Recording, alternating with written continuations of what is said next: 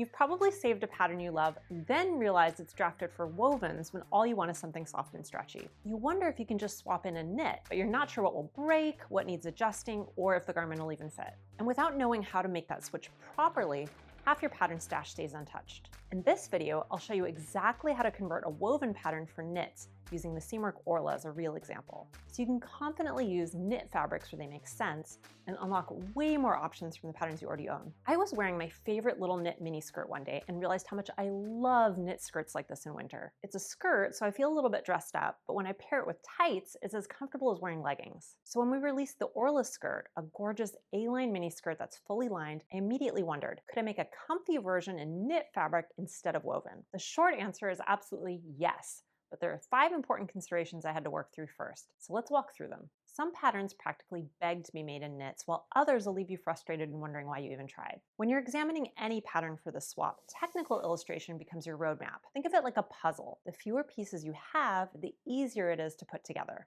Fewer seams equals easier translation in knits. So look for simple construction lines and streamlined shapes. The Orla immediately caught my attention because of its princess seams. These are actually your best friend when working with knits because they follow the natural curves of your body, and knit fabric loves to curve right along with you. Compare that to darts, which can look a little bit funky in knit fabric. Depending on their placement, you might be able to skip them entirely since knit fabric naturally conforms to your shape. Here's where things get interesting, and it's something that trips up a lot of sewists.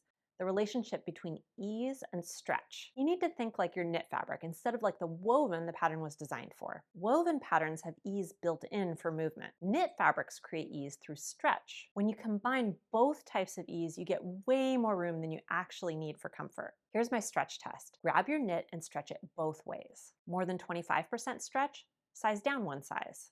Less than 10% stretch, stick with your usual size. Now let's talk about all those other details that make a garment work. Take closures, for instance. This is where knit conversions get really fun. The original Orla has a center back zipper, which I opted to keep, but in some cases you may be able to completely omit closures and rely on the stretch to get in and out of the garment. The key here is making sure the fabric is stretchy enough so you can get the garment on without popping a seam. If you decide to keep closures like zippers, make sure that your knit fabric is stable enough to handle it. We'll talk about picking the right fabric in a minute. For now, just remember that soft, slinky, or thin knits might not be able to support the weight of a zipper.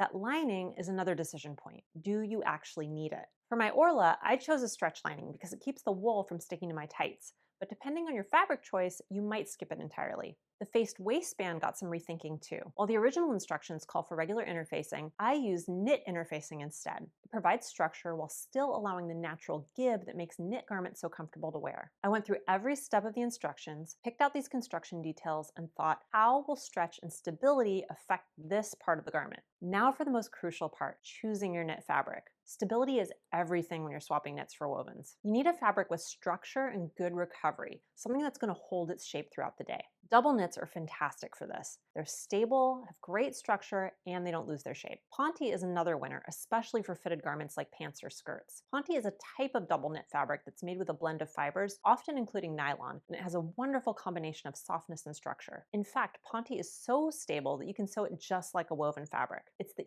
easiest knit fabric to swap for a woven by far. Heavy sweater knits can also work beautifully for looser silhouettes. Here's my fabric stability test for knit substitutions. Hold a piece of your knit up and let it hang. Does it maintain its shape or does it stretch out under its own weight? If it stretches significantly like this one, don't use it for woven patterns. Good knits for woven pattern substitutions hold their shape like this. This simple test prevents saggy, ill-fitting garments that grow throughout the day. Fabrics with some spandex or lycra content are essential when making this swap. That elastic component helps the garment snap back into place rather than growing throughout the day. Avoid 100% cotton or 100% linen knits. They just don't have the recovery you need for garments originally designed for wovens. For my Orla skirt, I found this gorgeous wool double knit at Serge Fabric Shop and I really fell in love with it. It has that structure I need, but with all the comfort that made my original ready-to-wear skirt such a wardrobe staple. Plus, wool is a natural fiber that takes dye well, and I thought this fabric had such incredible depth and texture. By the way, our new Rhoda jacket pattern would be perfect for experimenting with swapping in a stable knit like Ponte. It's a boxy lined jacket that's absolutely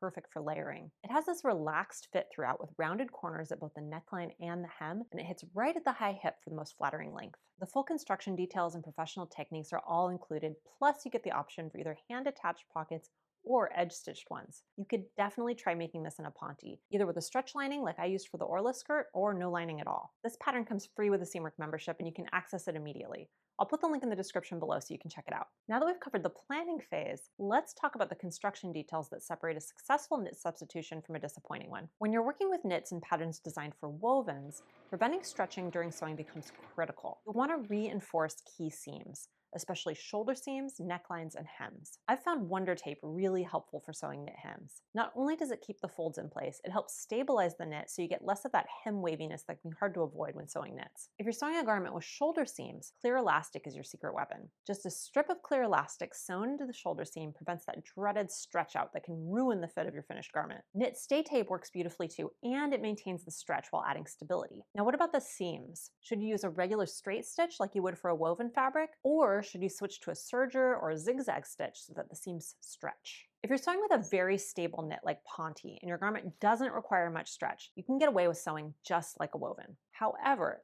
even with stable knits, I prefer to stitch all my horizontal seams like waistbands with a narrow zigzag. That way I don't have to worry about stitches popping if the fabric does stretch. That's what I did on my Orla skirt, and it allows the waist to stretch just a bit while I'm wearing it. If your fabric needs more stretch, like to fit over your hips because you decided to leave out the zipper, then definitely use a serger or wider zigzag stitch for even more stretch. The finishing is where you'll see the biggest difference between working with wovens and knits. That top stitching called for in your pattern, you'll need to approach it differently. A double needle creates beautiful parallel lines of stitching that move with the fabric. A zigzag stitch works well too, or if you have a cover stitch machine, that's absolutely perfect for this type of finishing. The key is planning these details before you start cutting. Look at every finishing technique called for in the original pattern and think through how you'll adapt it for knit construction. For example, maybe you want to switch from a double fold hem to a single fold hem. In that case, you want to cut it a little bit shorter. The beauty of this technique is that it opens up so many more options in your pattern collection. You're not limited to just knit patterns when you want the comfort and movement that knit fabrics provide. Since the Orla worked so beautifully, let me share 5 other Seamwork patterns that are ideal candidates for knit substitutions.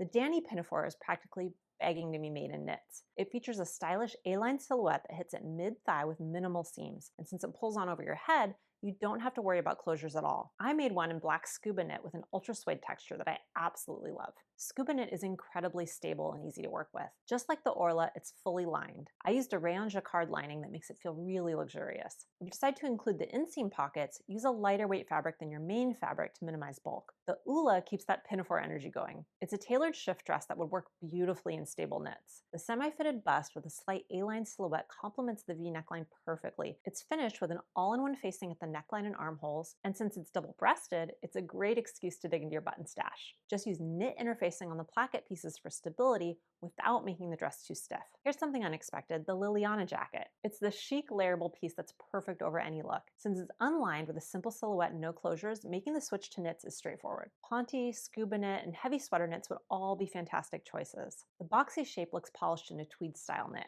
The original pattern calls for bias bound hems, but you could also experiment with fold over elastic, knit binding, or just fold the hems and finish with a zigzag or cover stitch. The Wit joggers are an obvious choice since joggers and knit just make sense. These are mid-rise pants with an elasticized drawstring waistband, semi-fitted tapered legs, and both front and back patch pockets. They'd look incredible in French terry, double knit, or sweatshirting. Since the pattern has ease built in, you might consider sizing down if you want the same fit in a knit fabric. If you're ready to tackle more complex pants, the Lars pants are sleek, high-waisted pencil pants originally designed for stretch wovens. Since they're already designed with stretch in mind, swapping to a stable knit like Ponte or Scuba works beautifully without major fit adjustments. Just stick with knits that have around 25% stretch. You might consider omitting the single welt pocket unless you're up for an extra challenge, and since it's a close-fitting design, definitely keep that invisible side seam zipper for getting in and out. And now that you know how to successfully substitute knits and woven patterns, you'll want to master the essential techniques that make knit sewing look effortless and polished. I've gathered my 20 favorite knit sewing tips that'll instantly transform your projects. And the best part is you don't even need a serger to use them. Watch this video next to discover these game-changing techniques.